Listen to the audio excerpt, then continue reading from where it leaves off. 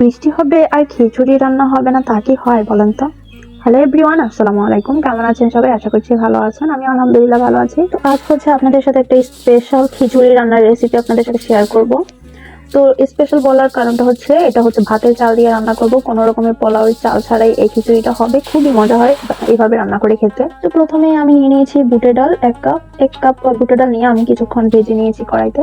তারপর মুগ ডাল নিয়েছি হাফ কাপ।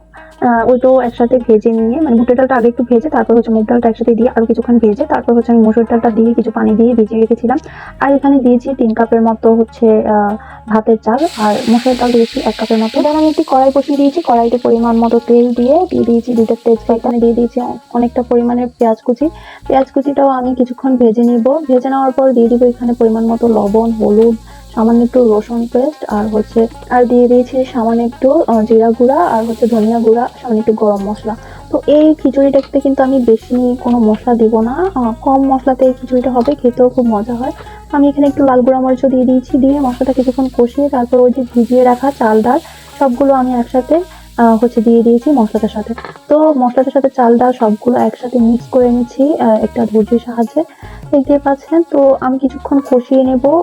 দেখতে পাচ্ছেন, কষিয়ে নেওয়ার পর আমি দিয়ে দিব এখানে আলুটাও হচ্ছে এই চাল ডালের সাথে মশলাগুলোর সাথে ভালো করে কষিয়ে নেব। তো কষাতে কষাতে এক পর্যায়ে দেখা যাবে যে একটু লেগে যাবে চালটা, মানে একটু ভাজা হয়ে যাবে, তখন হচ্ছে আমি এখানে পানি দিয়ে দেবো। পানিটা অবশ্যই ডাবল দিতে হবে, আপনি চাল ডালটা যে পরিমাণে দিয়েছেন ওই পরিমাণে হচ্ছে ডাবল দিবেন। তো আমি হচ্ছে এখানে গরম পানি ইউজ করেছি। খিচুড়ি বা বিরিয়ানিতে গরম পানি ইউজ করলে হচ্ছে রান্নাটা তাড়াতাড়ি হয়ে যায়। তো আমি পানিটা দেওয়ার পর কিছুক্ষণ ঢেকে রেখে তারপর হচ্ছে যখন বুদবুদ দিয়ে আসবে তখন হচ্ছে আমি উঠিয়ে এখানে দিয়ে দিয়েছি পরিমাণ মতো কাঁচামরিচ। আপনারা যে পরিমাণের ঝাল খেতে চান ওই অনুযায়ী ঝালটা দিবেন। তো এই তো আমি আরো কিছুক্ষণ ঢেকে রেখে যখন হচ্ছে পানিটা অনেকটা শুকিয়ে যাবে, দেখতে পাচ্ছেন আমার ভাতটাও সিদ্ধ হয়ে গিয়েছে, ডালটাও সিদ্ধ হয়ে গিয়েছে, তখন হচ্ছে আমি এখানে দিয়ে দিব টমেটো কুচি, আর হচ্ছে আমার আগে থেকে কিছু গরুর মাংস রান্না করা ছিল, ওই মাংসটাকে হচ্ছে আমি ছোট ছোট পিস করে দিয়ে দিয়েছি খিচুড়িতে। আপনারা চাইলে মাংসটা নাও দিতে পারেন, এমনিতেও রান্না করতে পারেন, তো মাংস ভালো ছিল বলে আমি দিয়ে দিয়েছি।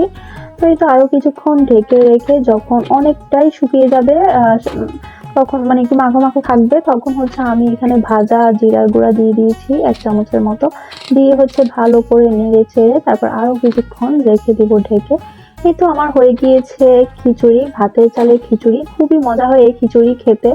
তো দেখতে পাচ্ছেন খুবই লোভনীয় হয়েছে। তো আমি একটা প্লেটে বেড়ে নিয়েছি, একটু টমেটো সালাদ করে নিয়েছি, আর একটা ডিম ভাজা, আর হচ্ছে এখানে নিয়ে নিয়েছি একটু গরুর মাংসের আচার, আর হচ্ছে আমের আচারের রেসিপিটাও কিন্তু আমি আমার পেজে দিয়েছি, আপনারা অবশ্যই দেখে নেবেন। আর গরুর মাংসের আচারটা এখনো শেয়ার করা হয় নাই, আশা করছি পেয়ে যাবেন। অবশ্যই শেয়ার করব আপনাদের সাথে। গরুর মাংসের আচারটাও খুবই মজা হয়।